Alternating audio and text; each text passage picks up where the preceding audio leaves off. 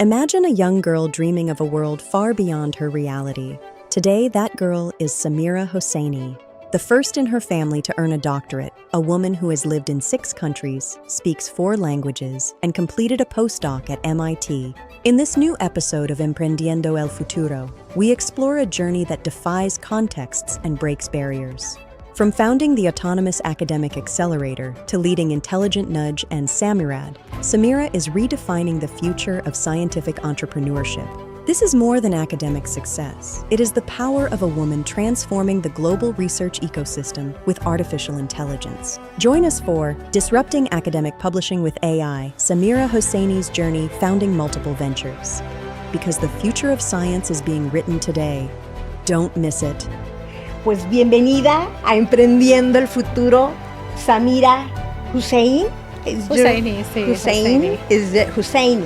Bueno, la verdad que estoy muy contenta de recibir el día de hoy a Samira, que nos conocemos, creo que ya haciendo las cuentas, son 10 años porque tú llegaste como en el 2016 como postdoc con el doctor Sergio Martínez. Ahorita platicábamos fuera de aquí tras bambalinas.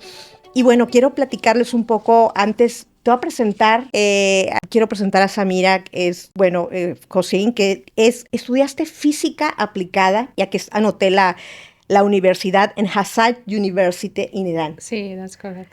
Ahí estudiaste este bachelor, pero después te vas a una maestría en química de polímeros y un doctorado en ingeniería biomédica en Singapur. Sí, en Malasia. En Malasia. Sí. Ok, te vas a Malasia. Luego te vienes al postdoc aquí a Monterrey, al TEC de Monterrey en el 2016 más o menos, y luego haces un salto también bien importante al MIT a estudiar no estudiar, es a tener pues investigación postdoc, un puesto postdoc allá por un año. Sí. Y luego conectamos con que regresas al TEC de Monterrey, pero ahora como líder de una iniciativa muy importante que también aquí quiero conectar, que es el Writing Lab, en el Instituto del Futuro para la Educación, que es una de las iniciativas más importantes ahorita del TEC. Y eso es como un poquito, este episodio estamos platicando va a ser en Spanglish, es el primero que tenemos. Es Spanglish porque aunque Samira habla bien el español. Sí. Ojalá un día voy a hablar como la manera que hablo inglés, pero todavía no tengo la confianza en mí mismo que pueda hablar como técnicamente en español como pueda hablar en inglés. Y hay muchas palabras que no tengo en mi vocabulario. Lo mismo me pasa a mí con el inglés, ¿eh? Entonces va a ser un episodio interesante. Muy interesante. porque muchas de la conversación la vamos a tener en inglés y les vamos a pedir para todos los que nos escuchan. Emprendiendo el Futuro, Samira, como te platicaba, busca contar las historias de líderes, de personas como tú que están impulsando con sus iniciativas y sus emprendimientos la investigación aplicada y el emprendimiento científico. Entonces, bueno, vamos a switchar a lo que es el inglés. I introduced you in academic, all your journey, academic, different positions, but I would like that you introduce yourself as who is Samira. Thank you, Patty. First off, I want to congratulate you on this amazing initiative, the podcast, and all the fantastic work that you're doing. And I also want to say hi to all the audience who are listening to this podcast. It's going to be a mix of English and Spanish. I hope one day I can speak Spanish as well as I do in English so that I can run the entire episode in Spanish. That's a dream for me, and it's a homework. But also to the audience who are English speaking, I'm glad to have this opportunity to also come closer to you. And you also hear me a little bit speaking Spanish, which is kind of funny because I know that I sound different in Spanish. So to tell briefly who I am, I'm originally from Iran, born and raised in a very conflicted time in the history. I was born in the year of revolution, where the country was like completely upside down, terrible conditions. And the king was leaving the country, the regime was changing. My parents had to get military permissions from the curfew to go to the hospital to deliver me. My father almost got shot when he was buying milk bottles for me because I wasn't satisfied with only my mom's breastfeeding. So it was a really horrible situation that didn't end well. It was replaced with the Islamic regime and all the restrictions that we have experienced as children. And then we entered the war, the 8 years war with Iraq, which was a difficult condition where we were constantly bombed. It's very funny when I share this story for my friends that one of my childhood fun time or fun activities was to go at the window and to watch the missiles coming. No, Believe me, and they were like separate, and then I would like be looking at okay, where it's gonna hit, where it's gonna hit. I was like, boom, that's fun. And then, but there wasn't fun when I was at the window and I didn't see where it's landing, and it was actually coming right towards us. And actually, it didn't act. That specific missile didn't act. It just got stuck at the top of a mechanic shop. If it had acted, I wouldn't be here. My goodness. But I remember that all the windows broke. My parents started running barefoot because my uncle was living up there a few blocks up. And I watched how the army came, the operation to take out the missile and take it away. So it was fun when you're a kid. You have no idea what you're going through. The innocent kids, No, unfortunately. You don't understand what you're going through. It's all fun for you. Like Yes. the rationed food, the sanctions, lack of resources. It didn't matter who was rich, who was poor. There was no food. There was no resources for anyone. So we grew up in that kind of environment. And I think it has given me a lot of resilience without asking for it. It has given me a lot of like a really tough skin to withstand difficult circumstances. And I'm really grateful for all that I've experienced. I did my first degree as applied physics, like you mentioned, but the love of polymer chemistry was always with me. I was in love with polymer chemistry. I fell in love the last year of high school. Polymer back then was a brand new area of science. Like it was a new branch. It wasn't common. So I remember I specifically applied for that at the university level, but I didn't get accepted because the opportunities were very few across the country. Okay. So I studied physics, and I consider myself wholeheartedly a physicist before anything else. And then, like all the real dreams that you stick with it long enough and they come true. When I moved abroad, I was living in Malaysia, and I was offered a master's under full scholarship from number one school in the country to study polymer chemistry for my master's. And of course, I took it very excitedly. Wow. And I developed different types of polymeric materials and then finished my master's within 1 year. And I was given the opportunity to study my PhD at the School of Engineering, biomedical engineering. But then again, the type of platforms that I was developing were polymer-based platforms, which were for the early diagnostic of different types of illnesses. And finished the PhD within 2 years, had a trajectory of publications. And that's where I had the job opportunity from Nanyang Technological University of Singapore and also Tecnológico de Monterrey. So I was like, Singapore, Monterrey. Okay. And it's when I connect you, but before to deep in all your trajectory and your journey, in academic journey, and also your entrepreneurship journey, 2 weeks ago, I read something that in LinkedIn, you post a message that was very powerful for me, because you said, let me read Absolutely. this, because it's about your insights. So you said you are the first woman in your entire family that got or earned a PhD. I am the first one to earn a PhD. This is amazing. Thank you. You only the only one to buy a second home. Yes, in your I have own 2 name. houses on my own name. You have lived in 6 countries. You talk 4 languages. Yes. So it's amazing. But let me say something in Spanish. That thing is very powerful for me when you said this. And this is Emprendiendo el Futuro, because try to inspire girls like you that maybe are watching this episode. And you said, tú creciste en estas condiciones que nos comentabas en los tiempos de la guerra, de Irán y demás, pero yo quiero entender algo, porque dices, a ti te enseñaron que si no tenías a un hombre a tu lado, ibas a terminar en la calle haciendo nada. My question is, in that context, because this is Emprendiendo el Futuro, in many cases, the context shows the future.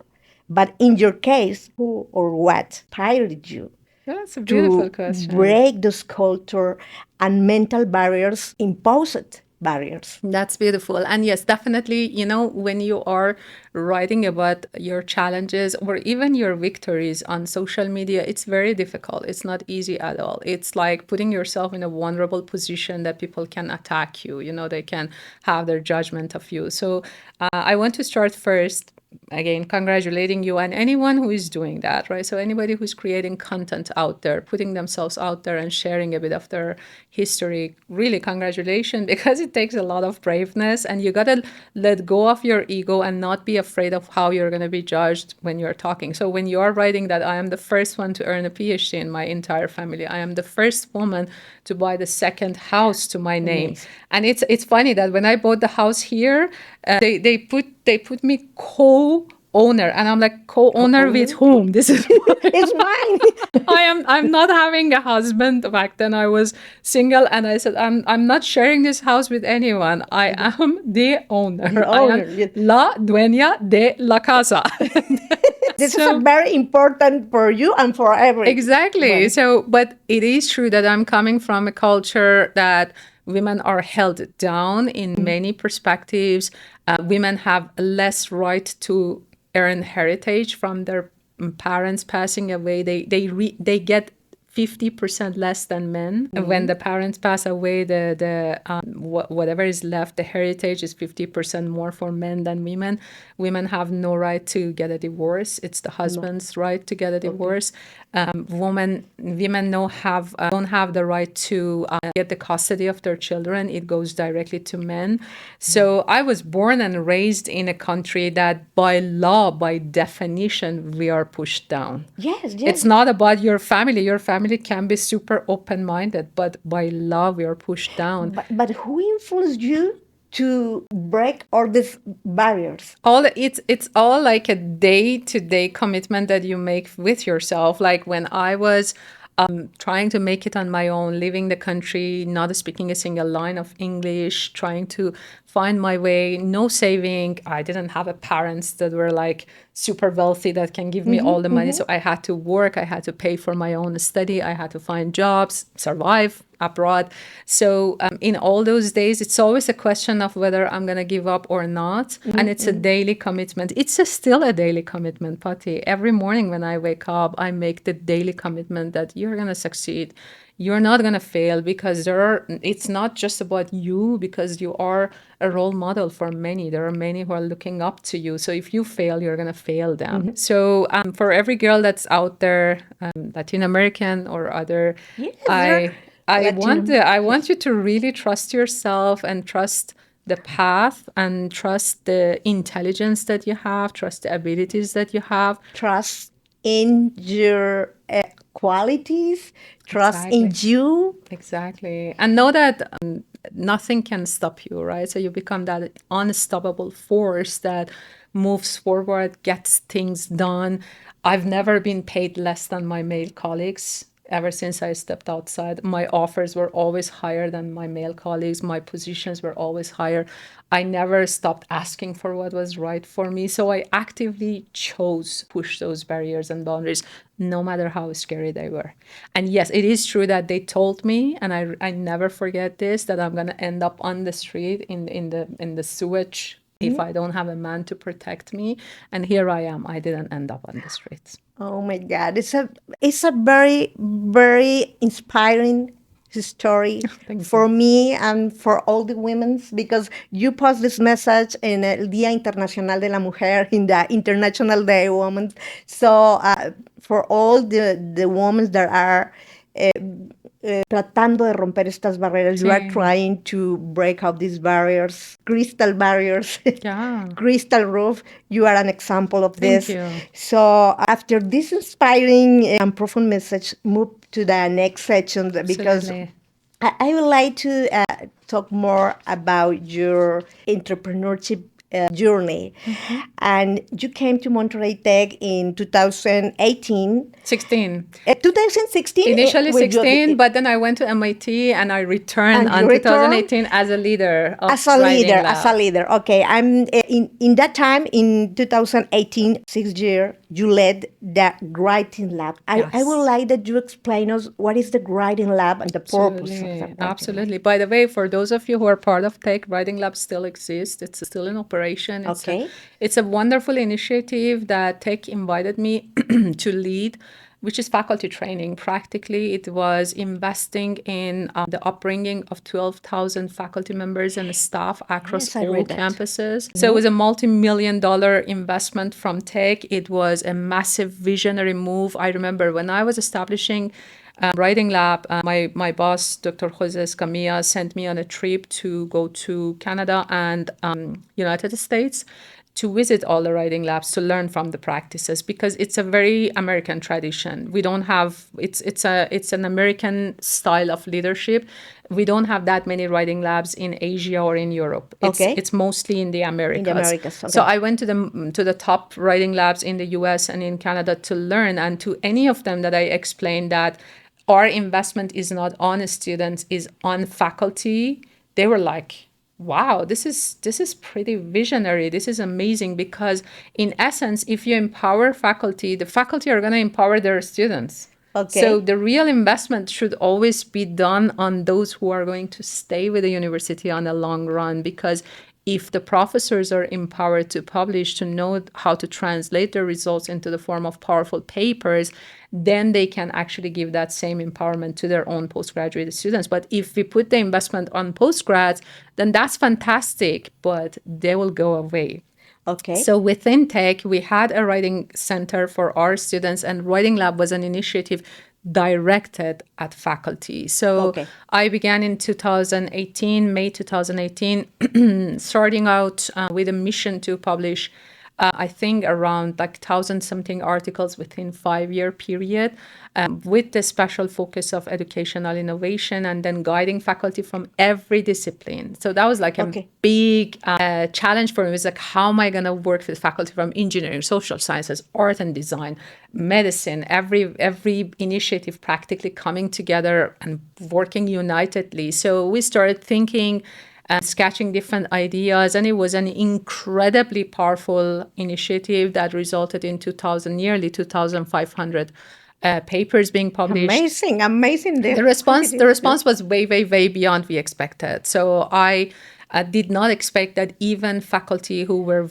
very close to the age of retirement, they started publishing, they started becoming stars in their discipline. And let me connect this important job that you have there, because document and write papers is maybe it's one of the most important products that the research has. But writing these articles or papers is not only to write is with quality and also with strategy, because the publications or the articles must be references or citations. And I think all this documentation that you support in this department is to create good papers with citations. It's not only I would like to explain that. Completely, because there's one thing to just pump out papers that are meaningless. There's another thing to really contribute to the state of the art. So that's what the initiative wanted from us. It was the mission of the Institute for the Future of Education. And my colleague, Dr. Hector Ceballos, he had this impact measurements mission initiative under his control, that he created a track record for what Writing Lab was producing. And we managed to very sustainably and consistently measure the progress that we were making across the scientific databases. And within 2 to 3 years, we were on top of the world. When you were looking at all the databases, Tecnológico de Monterrey, the university, was on top of the world, way beyond Stanford, University of Toronto, all the giants in the world. When you were searching by educational innovation as a keyword, we were on top of the world, and we consistently remained on top of the world. So it was partly, of course, honoring the effort of the university and the resources that they were investing in doing educational innovation. But in a large part, and what you mentioned is really important, I want to bring this to the attention of everyone within the academic system who is writing. It can come across as this dreadful practice that, why do I have to do this?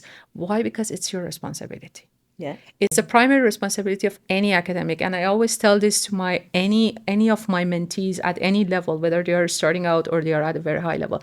If you do not communicate your results with the scientists in your discipline, if you do not say what has worked, what has not worked, the field will not make progress. And also, I suppose they need to develop that skills, because it's not easy. It's not Absolutely easy not. because maybe you have lectures, also researchers, but document that and to start and to write the strategically paper. write and convince the scientific journals that this is the right experimental design, these are the right stuff.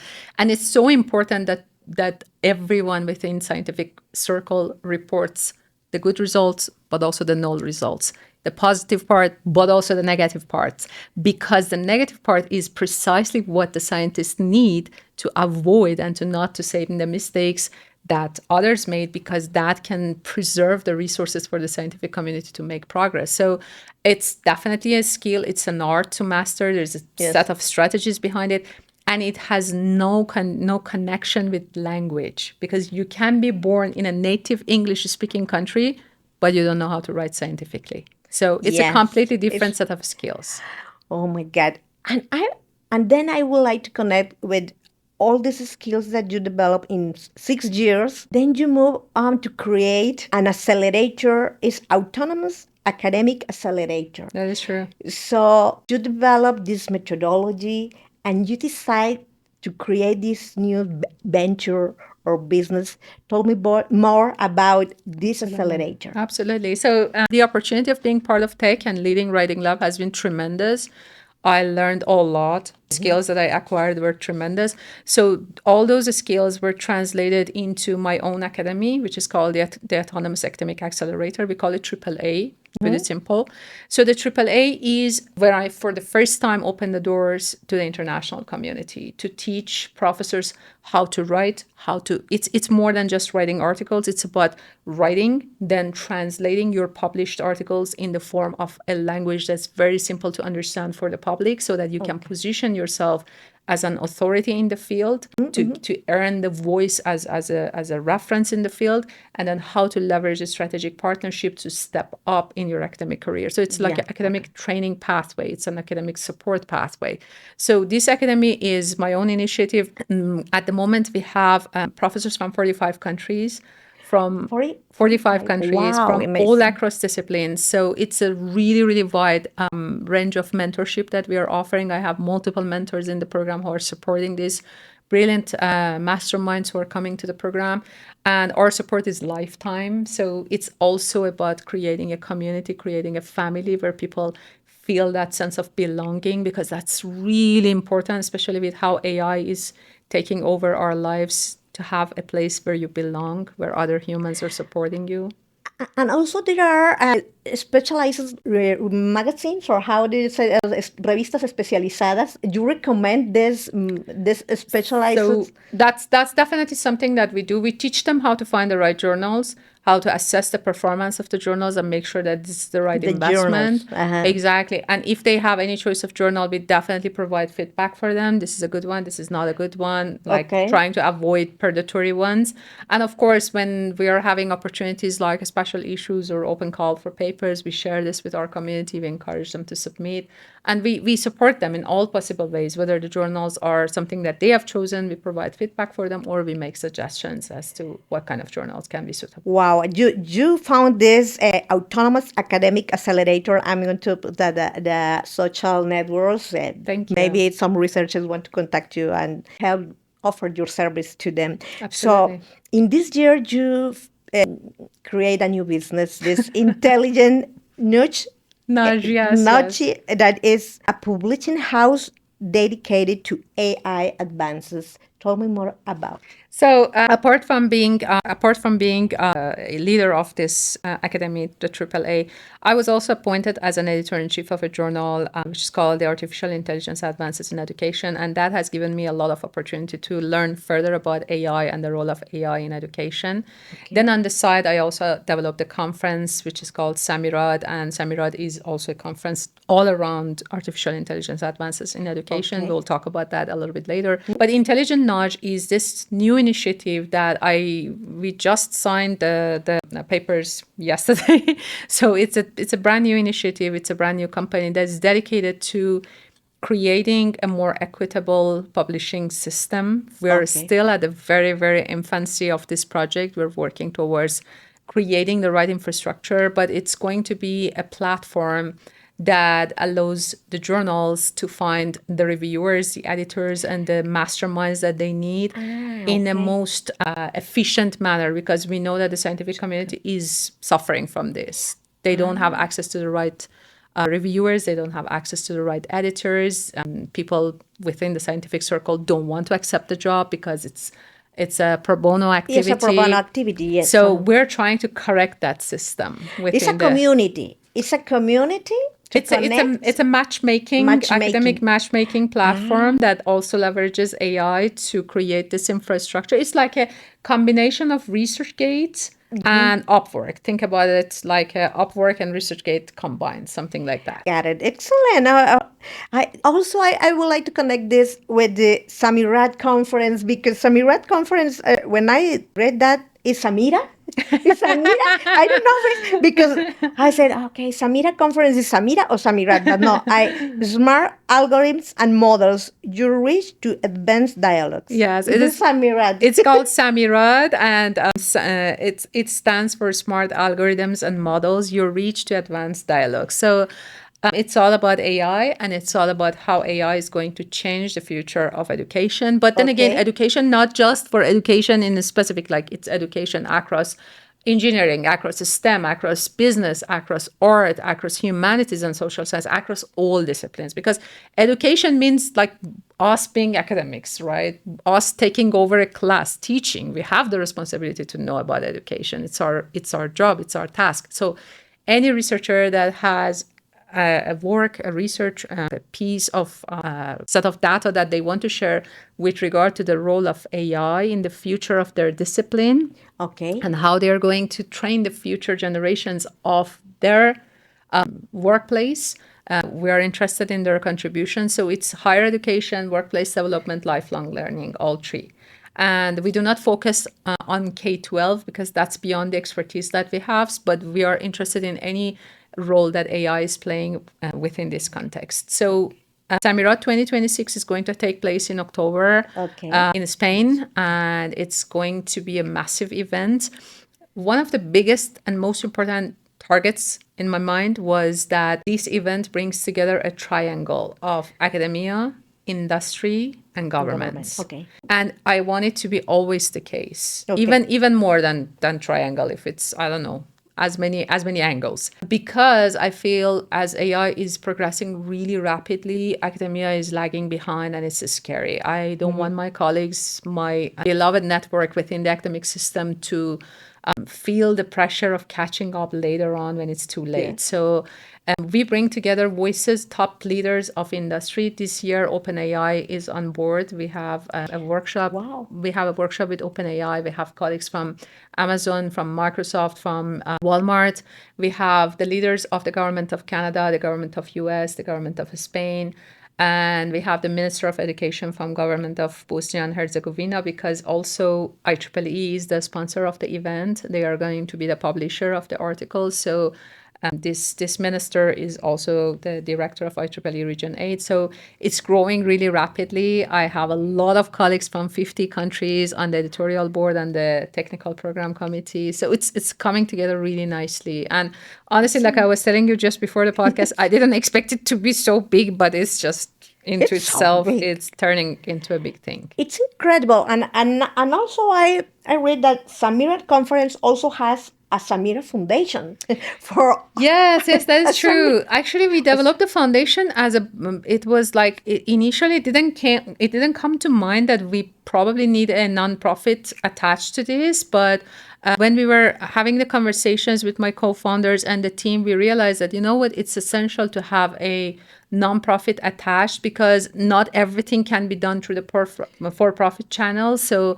of course, the entrepreneurship is really important, but also that part of social service and whatever we can do on the side. So we developed the for-profit and nonprofit simultaneously. So we went ahead with developing and establishing the SAMIROAD conference, but also SAMIROAD Foundation, so that it can be the partner part for any type of activity that requires the nonprofit. Wow.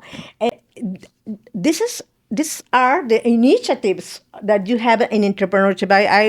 It's as a tsunami of initiatives of Samira tsunami. The Autonomous Academic, Intelligent Nudge, Samira Conference, Samira Foundation, and this business unit were created in the last three years.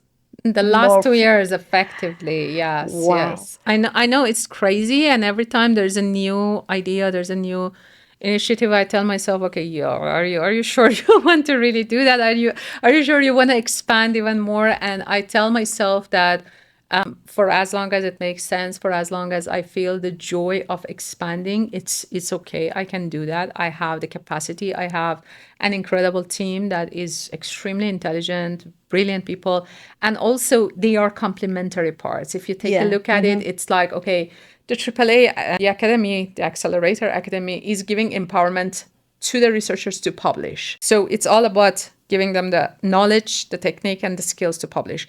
And then the journal is all about publication. It's nurturing this community of authors, reviewers, and editors. And then again, the mission is accompanied or complemented by the conference, which is again creating a platform for them not only to publish, but also stay aware, stay on top of the field. And then, of course, intelligent nudge, which is like, of course, me identifying what is wrong in the system and trying to address that in the best possible way. Wow. So I have a question, because the transition between you are a research also, or you're study a doctoral grade.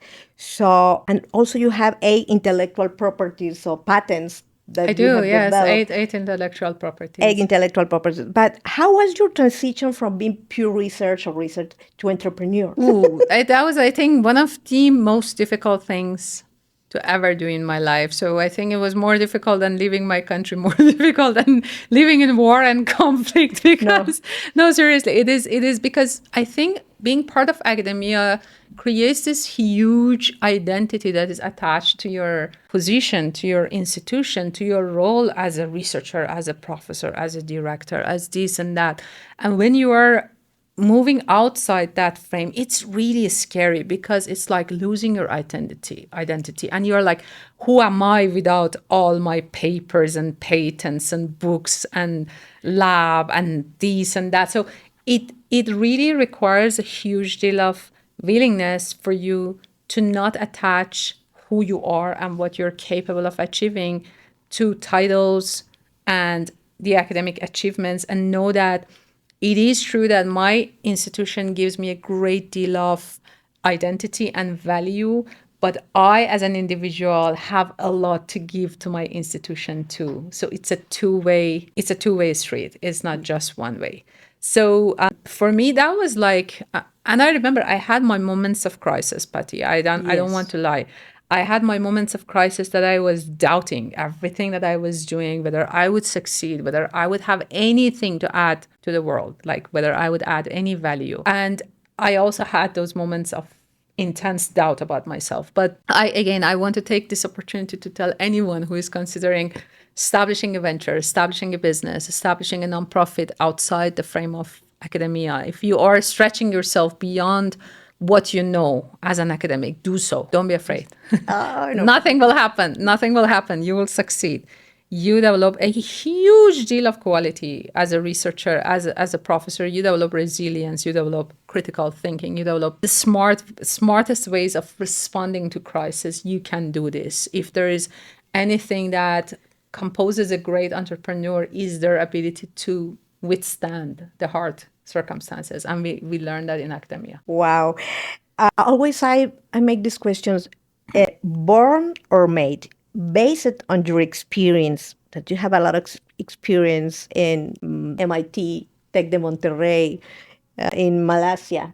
So, do you believe that scientific entrepreneurs is born or made through the ecosystem? In your case, That's or that's a very good question. So I remember I called it once professor investigator and professor entrepreneur. So we have this like a transition from being a professor who is doing only investigation to becoming now professor entrepreneur. So you have that spirit of professorship, and of course you continue teaching, you continue empowering, you continue publishing. That's another thing that I learned, that I don't have to be within academia to publish. I can continue publishing. And interestingly enough, my citation track record over the course of past 2-3 years have skyrocketed. Now I have the H index of 39 and 180 publications. So it's like nothing can stop you. You can make progress. And born or made, I would say I'm not made yet. I'm work in progress. I'm in the making.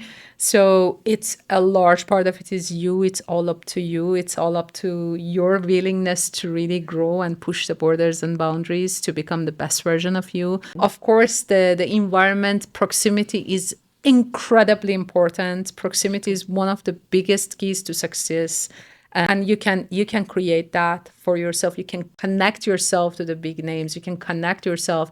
That's why the notions of positioning is really important, to put yourself out there, to create your community, to connect with people on social media, LinkedIn, Twitter, etc. So a large part of it is how much you are willing to put yourself out there, to put in the work, to put your skin in the work, and also how smartly you are creating that proximity. How you set yourself in the surrounding that you have enough role models to look up to, and it becomes a byproduct. You ask yourself, if all of them are doing it, why not me? I mean, what's wrong with me? They're doing it. They're making it happen. They're not magicians. They're making it happen. So if they're doing it, why not me? Oh, excellent. Oh, thank you. Thank you. I agree with you. And also, I would like to ask the resilience. The resilience, you are very resilient. You explained at the first of this conversation.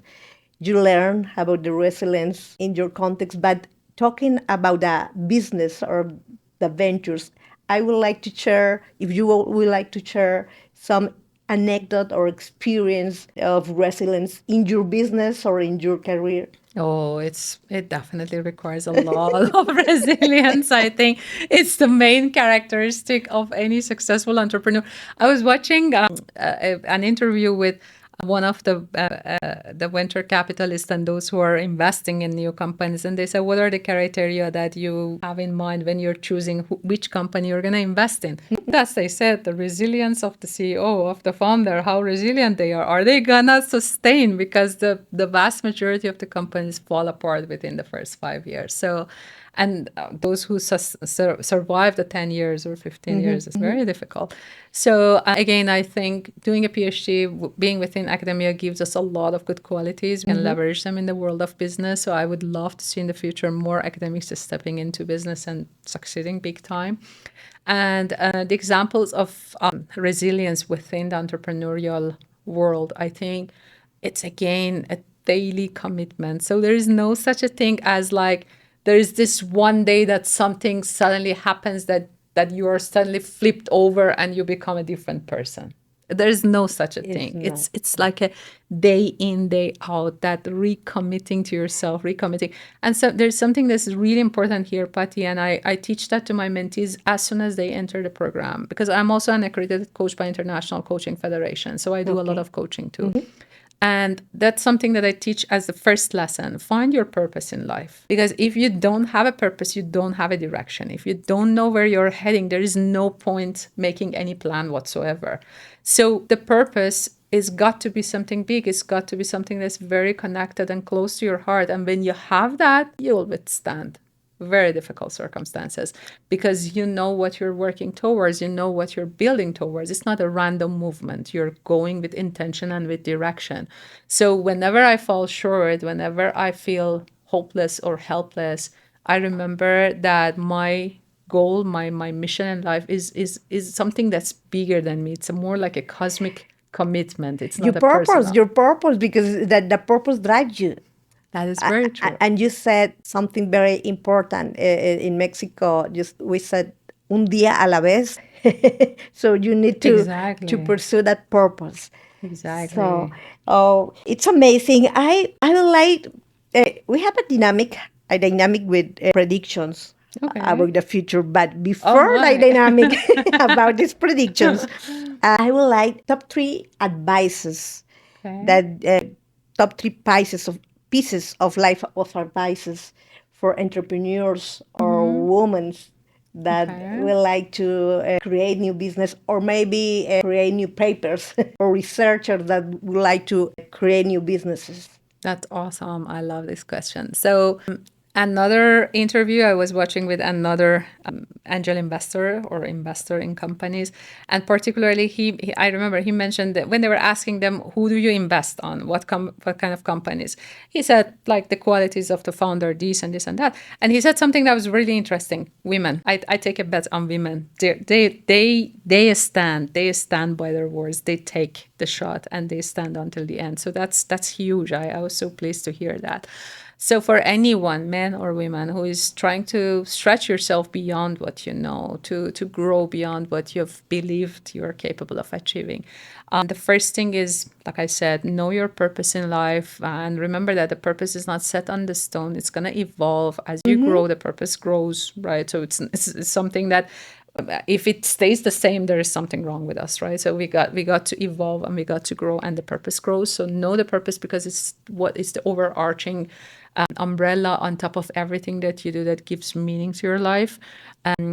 Have faith in yourself, in your abilities, and know that if you're on the right track, if you have the service in mind, it's not just about, I'm going to become a millionaire, I'm going to mark a 7-figure business, but it's also about, it's like a prayer, it's also about what I'm going to do for the humanity to receive big, right? So I'm not against receiving huge. There's nothing wrong with that. Receive big, but give big too, right? So try to have the service or the type of contribution that's really, really powerful and meaningful. And there's nothing wrong with receiving. And of course, retouch base with yourself on a daily basis. Take those little opportunities every day to remember, what am I doing? Why am I doing it? And who am I doing it for? Right? So that's very, very important, because it's also very easy to fall into the trap of just running in the circle, in the rat race, and just like doing things. And then you get to the end of your life and you look back and I was like, why did I do all that? Like, what was the purpose? Was I just, following everybody else, or falling for what the society approved? So to take those intentional pauses and ask yourself, why am I doing this? Do I really have my heart and soul in it? Who am I doing this for? Is this really a meaningful venture? Am I giving back to the society, to the community? I think those are my biggest pieces of advice, probably. That guide you in my all this own journey. in my own journey. So it's like I wake up pretty early every morning, and those early hours of the morning are always for me only to take time to retouch base, because like you said, un día a la vez. Un día a la vez. And you said something very important also. So the continue learning, because the purpose has evolves, and it's not the same purpose when you came to Monterrey with a writing level where you was in the MIT. I'm not the same woman, so why would my purpose be the same, right? So we evolve, and that's a good thing. We grow, and I've heard this, that the most dangerous phrase in the world is we have always done it this way. That's the most dangerous thing that anyone can say. We've got to evolve. We as humans, we learn, we adapt, we learn new things, and we continue moving forward. Wow, amazing advising for all the people that are listeners in Emprendiendo el Futuro. And then move on to the Grok. Grok is the artificial intelligence of the social networks X. Yes. It's Grok predicts the future with Samira. So there are 3 predictions in education, in scientific, publishing, and impact. Okay. So in education for 2030, Grok predicts that by 2030, 80% of university programs will be hyper-personalized via AI or VR. So how do we balance this AR personalization with the human flourish and empathy that the mentors like you provides? That's pretty awesome. So I invited a philosopher, Dr. Pia Lauritsen, to write an article for the inaugural issue of my journal. And her article was incredible. And she was talking about the fact that as AI is evolving, the role of educators is also evolving. We're no longer in charge of providing answers for our students because the answers are out there. They can get it instantly. They can access the best lectures on YouTube. They can get through the most complex problems with the help of large language models. That's not a problem anymore. So what is our role then? Our role is first to teach them to ask the right questions. So that's what Dr. Pia Lauritsen was mentioning. And the second thing that we have to do is to teach them how to walk through the uncertainty, because the more technology evolves around us, the more we're going to live uncertain lives. And it's really important. The role of the educators is to practically help the students navigate the uncertain time. And that's the quality that only a human can deliver. Yes, agree. Wow. And the other prediction, let me say scientific publishing. Grok predicts that traditional peer review journals will be replaced by AI verified. Do you agree with that in living documents? So given your role at artificial intelligence advances in education, do you see the AI as a co-author or a gatekeeper in the future of knowledge? That's a cool question. So I think the human AI collaboration is the future. Definitely. There are some universities that are quite in multiple universities in Finland. They're already having the research centers AI human collaboration. So everything is done together and they do a comparison to see how would it work when human and AI work together, how would it work when human work together. So I think to not leverage the power of AI is a dumb thing for us human. We have to do that. And in the future of publication, to have that AI verified process is definitely super helpful. It reduces a lot of pressure. And when there is a capability of going through all the literature and verifying certain elements first, right now it's a mess with all the hallucination and all that. So, but eventually it will come to the point that AI is trained on the entire database of the literature, and it can give the editors and the reviewers the first red or green flag as to this is good to move forward. But I strongly believe that the expertise of those who are brilliant at what they're doing will remain essential, and they will be the human in the loop, because they say that in the future there will be AI, machine, and then there's human, right? So that human is the one who governs all these machines and is the one who is approving whether the work of machines are the right judgment and it's moving forward. And that's precisely a call for upskilling, right? So all my colleagues who are really worried about the future and how AI is going to play a role in their future, I call it a huge call for upskilling and becoming that brilliant expert who has the knowledge of working with machine, working with humans, and have this tremendous judgment to run this entire operation. Okay. Excellent. I agree also with that prediction and also the impact. I would like to deep in Grok predicts the venture philanthropy, because you have the foundation also. There is a boom of AI that helps distribute educational resources. Absolutely. So, in your experience with this global conference that you have at this moment, how do we ensure these advantages and dialogues you have in the conference reach the last mile in rural or indigenous areas or not privileged regions? Yeah, that's one of the most beautiful things about how AI is going to create that democracy that we were looking forward to have in education, to give opportunities to more people to learn. And it also equally might actually take away the opportunity from those who are closing down to learn and to want to explore. So OpenAI, as I mentioned, they are joining the event. I think they are doing a lot in promoting the deployment of AI in the educational setting. Okay. But apart from that, I know that there are a lot of initiatives. I am actually at the moment finalizing an editorial note for my journal. I'm co-authoring it with the editors, with the co-editor mentors that are working with me in the journal. So it's actually a thorough comparison of all the initiatives that the governments and the industry. So I want to really bring this to the attention of academia, that industry is playing a huge role here, and they're pouring in their resources for underprivileged settings, for underrepresented, for rural areas, for, like you mentioned, those who are having far access than the rest of us. And governments are working very closely with these initiatives to bring this into a bigger vision. So what is the role of academia? We really don't want to be the ultimate validators of the process. We want to be in the process. We want to work together with them. So that's the call of SAMIROAD conference, right? So we want academia to be part of this. We don't want them to come at the last moment to just verify whether everything is done correctly. We want them to be part of it. But we gotta agree that we cannot do it alone, because we need the power of governments to implement, to deploy, and we need the power of industry to scale. Agree.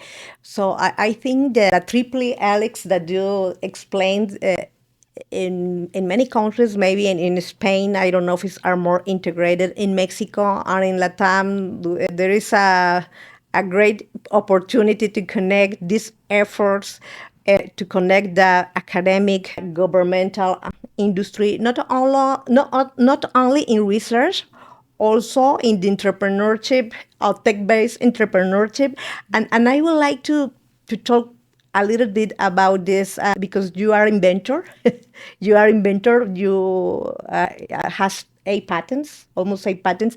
So what do you think about the role of the researchers that write papers that are very important researchers, but move on for the applied research to create business? Well, within the AAA, believe it or not, we have a lot of people from industry who are also writing papers. So industry also incentivizes the staff to write papers. So it's becoming super important that everybody communicates. So the communication is not the problem. To invest effort into publishing is something that everybody can do. Anyone who has a piece of finding, they can communicate it. But for the researchers to move at the speed and the scale that's required, so that is the challenge.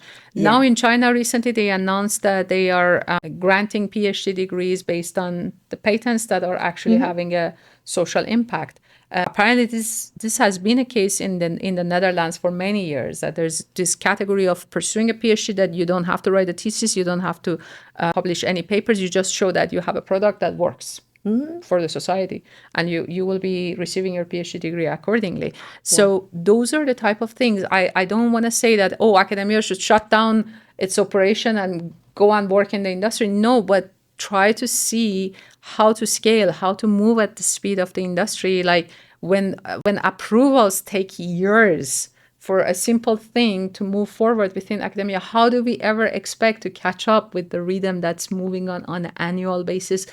What we do on an annual basis is happening at the hourly basis in the industry. So we have to start opening up and embracing this whole notion of working together with industry. And it's not really sacrificing the critical thinking, but really tuning, right? So because there are major differences between how industry works and how academia works. Academia needs complete validation before they decide. These guys decide as they go, right?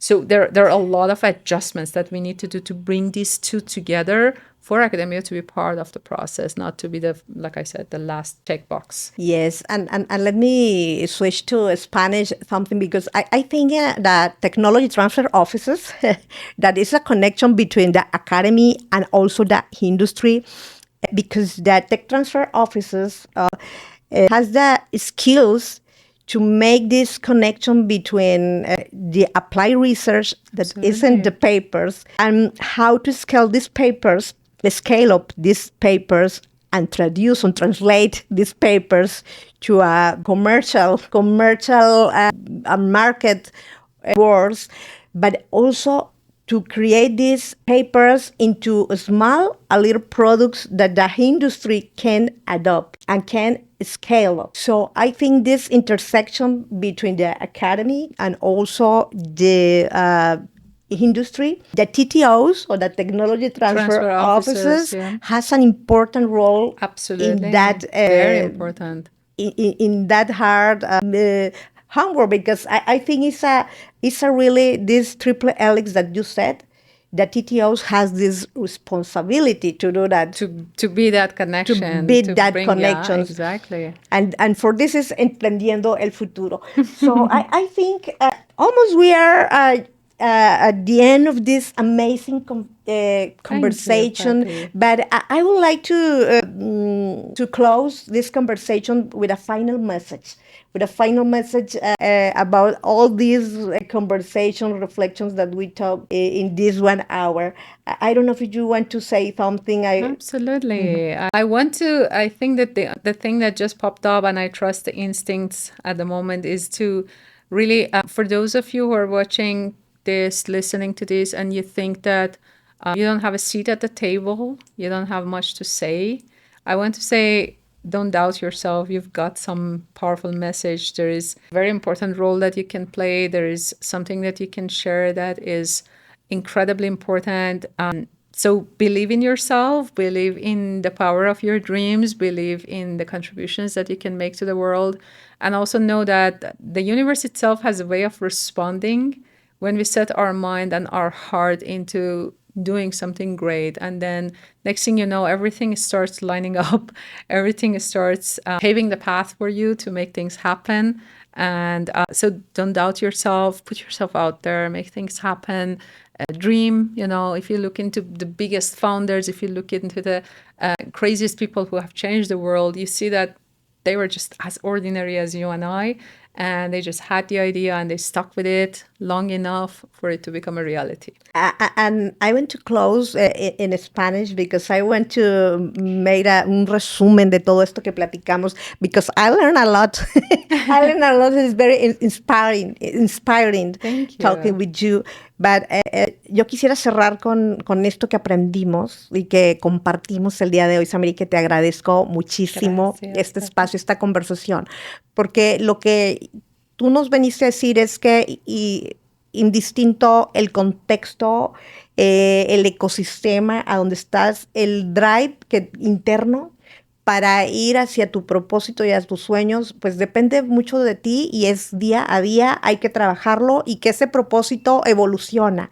Y eso creo que es un mensaje muy bonito para todas las mujeres, hombres que nos escuchan en Emprendiendo el Futuro, que a veces, Samira, pueden estar como que perdidos y dicen, bueno, es que, ¿qué hago aquí o cómo puedo hacer más? Que sí se puede, porque bueno, nosotras todos somos un ejemplo de que pues tampoco nacimos en una familia o en un contexto privilegiado y tú nos has demostrado, aquí lo vimos con toda esta plática, los diferentes roles importantes que has tenido. Y que fuiste más allá también del intrapreneurship, o sea, nosotros le decimos el intraemprendimiento porque tú eres una intraemprendedora, ya que en el Instituto de Futuro de la Educación, pues creaste o fuiste parte de esta iniciativa que es el Writing Lab. Y cómo ayudaste a crear más de 2.500 artículos y llevar al TEC a estos niveles. Pero tu propósito fue más allá con esta aceleradora y has ido con SAMIROAD y así vas creando. Cada 6 meses ahí voy viendo yo todas las iniciativas y digo, wow, o sea, Samira, la verdad que no paras, pero ese drive que tú tienes es bien poderoso. Gracias. Entonces, coincidir con Samira y tenerla aquí es un honor. Hicimos el esfuerzo de hacer este episodio en Spanglish un poco. A little more fun, muy divertido. Muy divertido.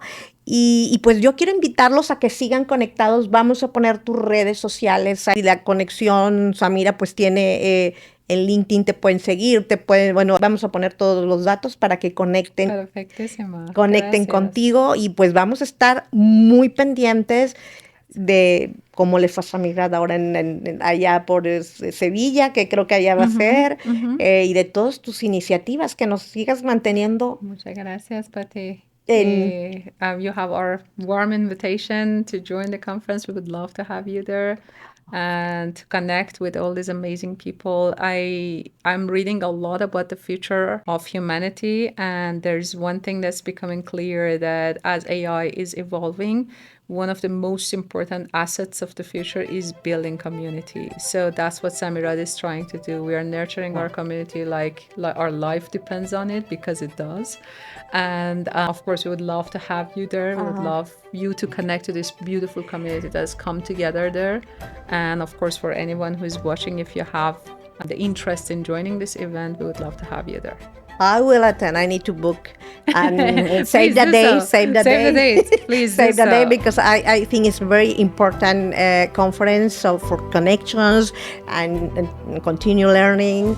Thanks a lot for the invitation. Absolutely. Y gracias por vernos en Emprendiendo el Futuro. Ahí píquenle a la campanita para que nos sigan sintonizando en los diferentes canales. Estamos por YouTube, estamos por Spotify, obviamente también por Facebook, por todas las redes sociales. Para todo. Increíble, un trabajo increíble, de verdad. No, gracias. Y pues bueno, nos seguimos viendo en otro episodio. Gracias, Samira. Gracias a ti, Pati. Bye bye. Bye.